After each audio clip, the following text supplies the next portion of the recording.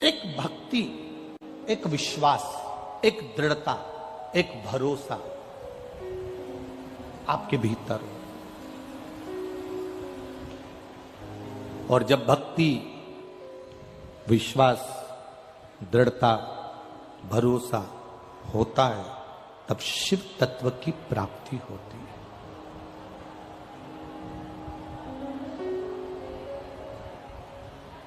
शिव उघड़ी की प्राप्ति होती। सुखाएगा सुखाएगा सुखाएगा ये हमको लगता है। हम जब उसकी भक्ति करें और विश्वास के साथ करें, जब हम उसकी भक्ति करें और भरोसे के साथ करें, वो मिलता जरूर है। तेरे मंदिर में आना मेरा काम है और मेरी बिगड़ी बनाना तेरा काम है। हम उसके भरोसे नहीं रह पाते। कई बार हम डिग जाते हैं, कई बार हम अंदर से टूट जाते हैं।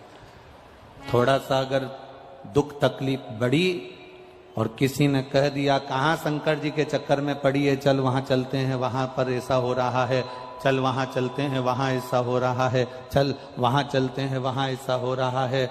शिव महापुराण की कथा कहती है किसी ढोंग में, प्रपंच में या दिखावे में या अंधविश्वास की ओर कभी मत जाना। शिव महापुराण की कथा कहती है अंधविश्वास की ओर ना जाइए, ढोंग और प्रपंच में मत जाइए। शिव पुराण की कथा कहती है अगर कहीं नहीं जा सकते तो तुम्हारे घर के नजदीक में जो शिवालय है वहां पर सावन के महीने में 2 लोटा जल लेकर भगवान शिव को समर्पित करने के लिए जाइए। आप शिव के दरवाजे पर जब जाएंगे, शंकर की चौखट पर जब जाएंगे, शिव के द्वार जब पहुंचेंगे तो एक सुख का अनुभव अपने आप आएगा।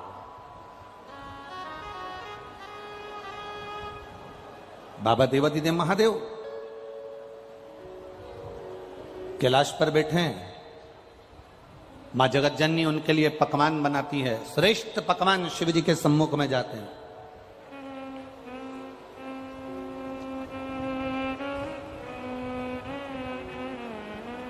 बाबा को पकवान से कोई मतलब नहीं।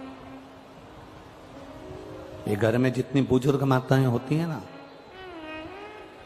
घर में जितने बुजुर्ग होते हैं, बुजुर्ग माताएं होती हैं, बुजुर्ग लोग होते हैं, इनको तुम्हारे श्रेष्ठ पकवान से, इनको तुम्हारे श्रेष्ठ जो तुमने लड्डू, पेड़ा, गुलाब जामुन, इमरती, भजिया, पकोड़ा ढेर सारा बनाया हुआ है, उससे कोई मतलब नहीं है। इनको तुम्हारे पकवान से कोई मतलब, इनको तुम्हारे पकवान से कोई मतलब नहीं। इनको अगर मतलब है तो केवल एक चीज से मतलब है। आप घर के बुजुर्ग को लड्डू मत दीजिए, आप घर के बुजुर्ग को मिठाई मत दीजिए, आप घर के बुजुर्ग को नमकीन मत दीजिए, आप घर के बुजुर्ग को अगर कुछ अच्छा बनाकर नहीं दे सकते मत दीजिए। पर शिव महापुराण की कथा कहती है कि घर के बुजुर्ग को आपकी जिह्वा की, वाणी की मिठास जरूर दीजिए, वो जीवन का एक उन्हें आनंद देगा। आप मत दो उनको लड्डू, मत दो पेड़ा, मत दो उनको सामग्री, पर उनके भीतर जो एक तत्व छुपा है सम्मान का, उनके भीतर एक तत्व छुपा है आदर का, आदर का तत्व तो दो। मकान किस किस ने बनाए? अपने अपने मकान में कौन कौन रहता? अपने अपने घर में। किराए के मकान में नहीं, अपने घर में। जम के जरा हाथ तो उठाओ, हाँ रख लो रख लो।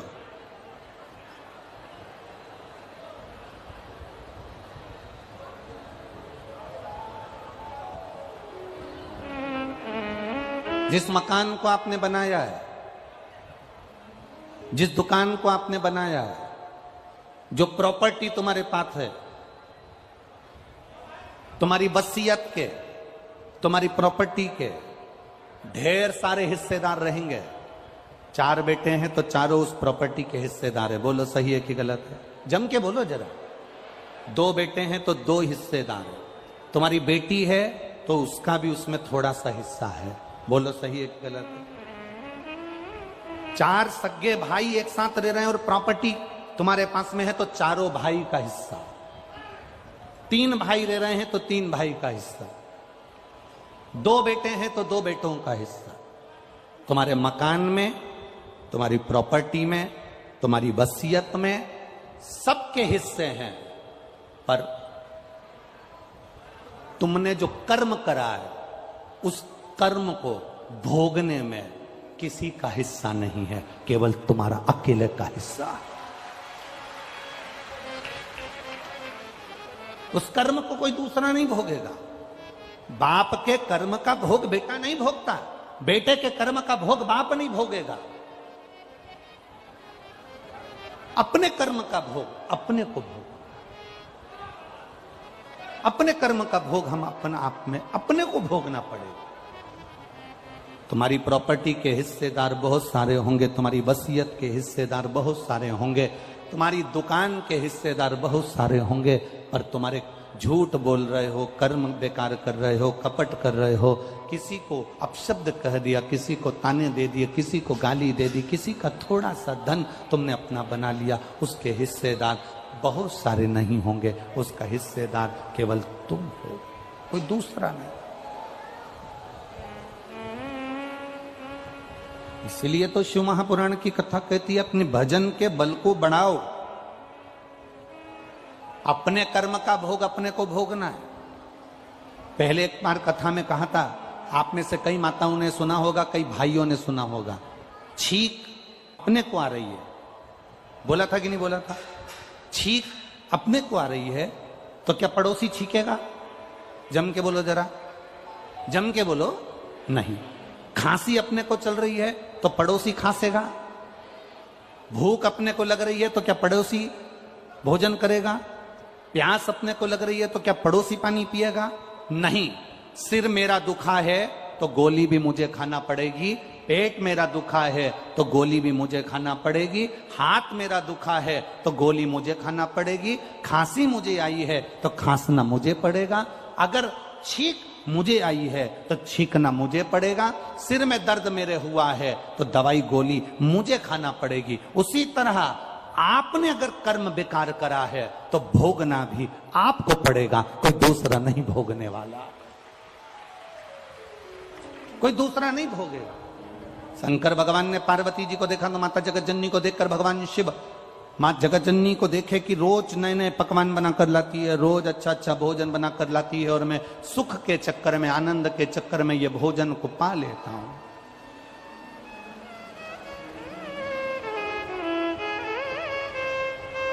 ये सारा सुख के चक्कर में उन्हें भोजन जो मिला है ये कहीं मेरे को तकलीफ ना दे जाए।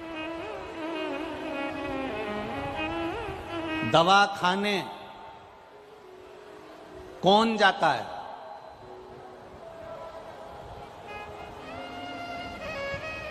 इस कथा से समझ लेना, दवा खाने कौन जाता है? जो दवा दबा के खाता है वो दवा खाने जल्दी जाता है। खूब दबा दबा के खूब खाया, जो मिल गए वो खा गए, जो मिल गए वो खाया, जो मिल गया वो खाया। जो दबा दबा कर खाता है वो जल्दी से, बोलो बोलो जम के, दवा खाने जाता। आपने अगर खाने पर कंट्रोल कर लिया, भोजन पर कंट्रोल कर लिया, थोड़े से अपनी जिह्वा पर कंट्रोल कर लिया, तो तुम्हें दवा खाने जाने की जरूरत नहीं पड़ेगी, क्योंकि दुनिया का सबसे ज्यादा रोग, बीमारी, तकलीफ ये पेट से होती है।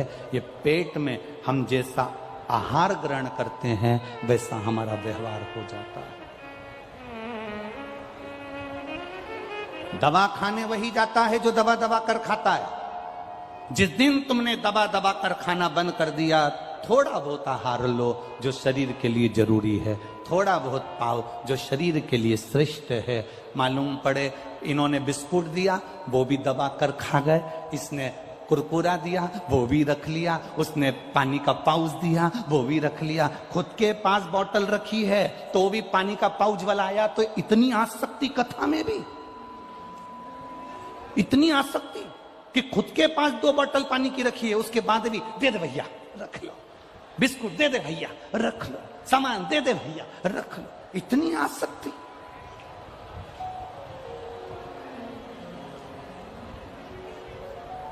लेने आए थे शिव महापुराण की कथा और लेकर जा रहे हो बिस्कुट और कुरकुरा।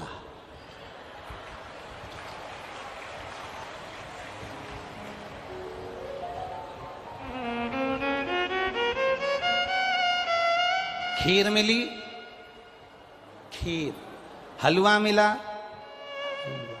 पूड़ी मिली, पूड़ी। अरे भैया, एक बार अगर पेट भर कर पा लिया है ना, एक जगह जाकर बैठ गए हो ना, उसके बाद में अगर कोई बिस्कुट भी देने आए तो हाथ जोड़कर कहो, बाबा जी, भोलेनाथ जी ने खूब सारा दे दिया, अब हमें जरूरत नहीं है। जो कोई नया आ रहा हो ना, उसको दे दो, हमारे बैग में बहुत सारे बिस्कुट के पूड़े रखे हैं, आप दूसरे को प्रदान कर दीजिए, हमें नहीं चाहिए।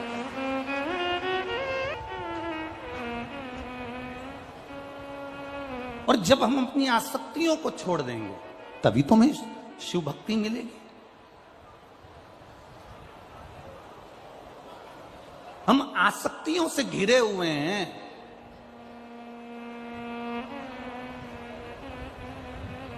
हम आसक्तियों से चारों तरफ से घिरे हुए हैं। तुम जब बिस्कुट का पूड़ा तुम्हारे बैग में पड़ा हुआ है, तुम्हारे बैग में चिप्स की पन्नी पड़ी हुई है, तुम्हारे बैग में सामान पड़ा हुआ है, और तुम उसके बाद भी अगर कोई देने आ रहा है तो ले रहे हो, तो समझ लेना कि तुम शंकर की भक्ति को जाने नहीं हो अभियाल, तुम अभी भी आसक्ति में पड़े हुए हो। एक 5 रुपए और 10 रुपए के बिस्कुट के चक्कर में तुमने शंकर के सम्मुख में बैठकर भी आसक्ति नहीं छोड़ी। एक बार पेट भरकर जो तुमको दे, खीर दे, पूड़ी दे, सब्जी दे, भजिया दे, पकोड़ा दे, खूब खा लो। उसके बाद कह दो कोई दूसरा अगर भूखा है तो उसको दे दो, हमको जरूरत नहीं, हमारा पेट भरा। आसक्ति से परे हो जाए। शिव जी ने कहा कि अगर मैं पार्वती जी के संग में यहां रह रहा हूं तो मैं भगवान की भक्ति नहीं कर पा रहा हूं। शंकर भगवान अपना स्थान छोड़ दिए।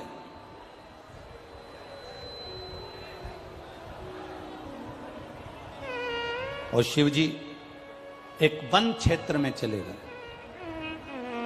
नंदी साथ में पीछे पीछे गया।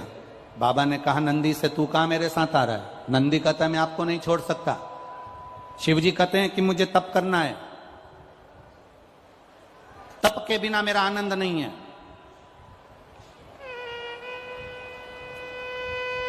तीन घंटे की कथा में 6 घंटे का तप है तुम्हारा। 3 घंटे पहले, 3 घंटे बाद का भी तुम्हारा तप है। आज पानी गिरने के कारण बस जितने भी श्रोता भाई बहन इधर उधर हैं, सब खड़े खड़े, कब से खड़े हैं इंतजार में। और जब से खड़े खड़े शिव महापुराण की कथा का रसतत्व ग्रहण कर रहे हैं, ये तप है तुम्हारा, ये साधना है तुम्हारी।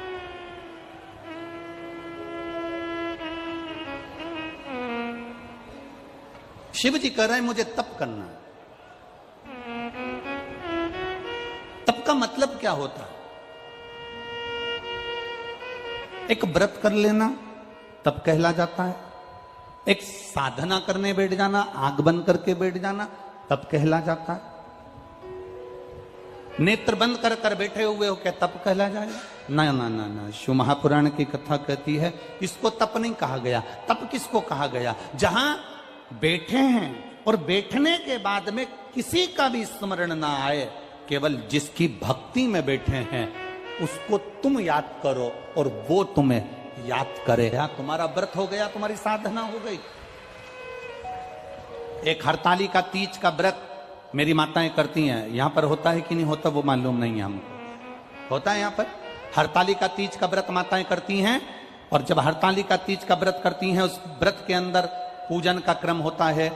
एक रात्रि में आप लोग जो पूजन का क्रम करते हो, कितनी बार पूजन होती है उसमें? 4-5 बार ऐसे कुछ क्रम है उसके अंदर। तो पूजन का क्रम आप करते हो। अब पूजन के क्रम आप कर रहे हो, तो कई माताएं तो ऐसी होती हैं कि जो हरतालिका तीज का व्रत करती है, पूजन करती है, आराधना करती है, उसका चित्त कहीं दूसरी जगह लगता नहीं है। भगवान की आराधना में, पूजन में, सामान में, सामग्री में लगाना, भगवान की पूजन की तैयारी करना, पूजन के लिए जाने की तैयारी करना, भगवान की भक्ति में खो जाना। और कहीं कहीं की ऐसी होती है कि बस पहली पूजन का इंतजार करती है कि जल्दी से पहले नंबर की पूजन हो जाए और मैं जल्दी से चाय पी जाऊं। अब हमने कई लोगों से पूछा कि इसमें लिखा है हरतालिका तीज की कथा में कि दूध पीने से बिल्ली बनते हैं और ज्यादा बोलने से मेंढकी बनते हैं और सोने से अजगरी बनते हैं, तो तुम चाय क्यों पी रही हो? तो कहती हैं किताब में चाय का नहीं लिखा है,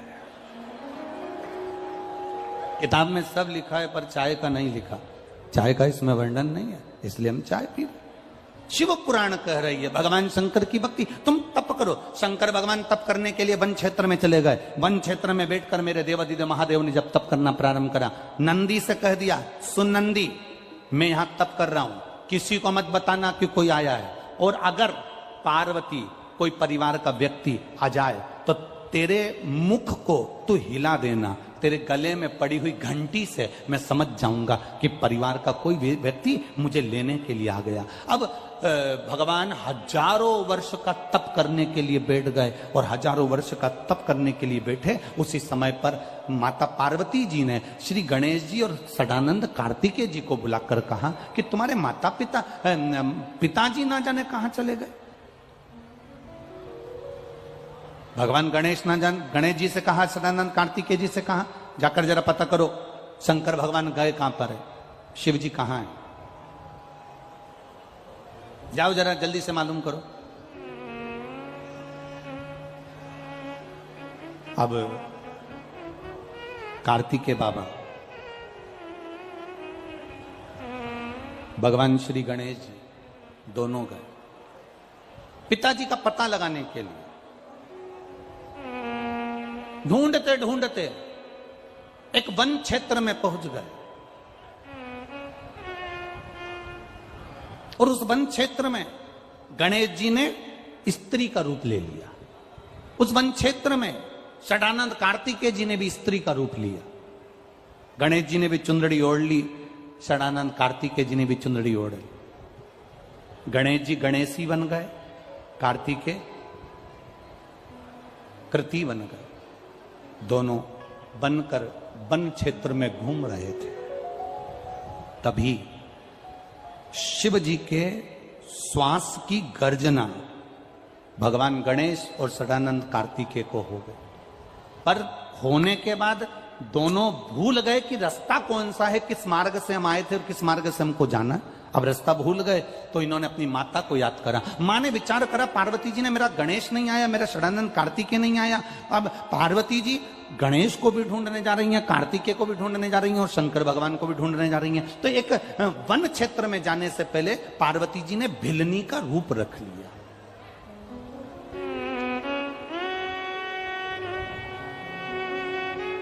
एक भिलनी का रूप रखकर। अब भिलनी कौन? जिसको कुछ नहीं आता, केवल जानती है कि परमात्मा है पर उसके सिवाय कुछ नहीं। शिव महापुराण की कथा कहती है किसी सदगुरु के पास जाना, घर के बुजुर्गों के पास जाना, घर के वृद्ध के पास जाना, परमात्मा के पास जाना, तो एकदम खाली होकर जाना। खाली होने से मतलब क्या है? ये दिमाग में ज्यादा अकल लेकर या ज्यादा बुद्धि लेकर कि दादी से ज्यादा तो मुझ में अकल है, मेरे पिताजी से ज्यादा तो मुझ में अकल है, मेरी माँ से ज्यादा तो मुझ में अकल है, बहू सोचती है सास से ज्यादा तो मुझ में अकल है, मैं पढ़ी लिखी, मैंने ये करा, मैंने इंजीनियरिंग करी, मैंने सीए करा, मैंने ये पढ़ाई करी, मैंने एमबीए करा। सास में कितनी अकल है? वो तो 8वीं फेल है। सास भले 8वीं फेल होगी, सास भले 5वीं फेल होगी, पर सास रहते रहते रहते रहते परिवार में जो तुम्हारी जितनी उम्र है, सास उतने